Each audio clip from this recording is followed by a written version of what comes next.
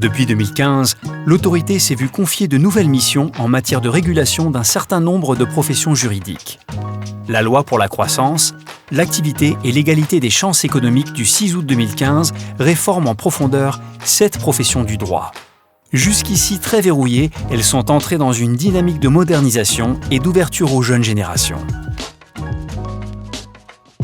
Le gouvernement s'appuie sur les avis de l'autorité pour faire évoluer les tarifs ou les effectifs de ces professions.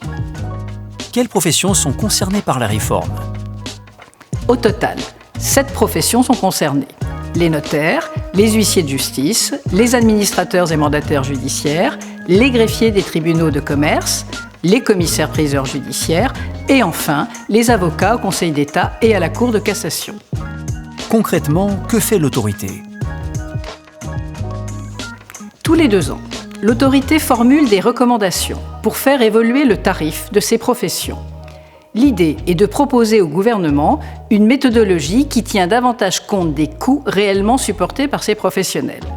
Elle permet d'introduire une certaine flexibilité au bénéfice de leurs clients, comme par exemple la possibilité de pratiquer des remises. Nous faisons aussi des propositions sur le nombre de nouveaux entrants que certaines professions pourraient accueillir, ainsi que sur les zones concernées. Pour cela, nous soumettons au gouvernement une carte de France détaillée avec des zones vertes, où l'installation est libre, et des zones oranges, lorsque l'installation doit être contrôlée. À l'issue d'un premier cycle de 2 ans, le bilan de la réforme est très positif. La réforme a permis d'accélérer la modernisation et le renouvellement de ces professions, en s'ouvrant aux jeunes générations et en accueillant davantage de femmes. Et grâce à elle, les Français vont pouvoir bénéficier petit à petit d'un maillage territorial renforcé.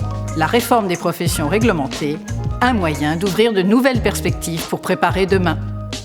La concurrence au service de tous.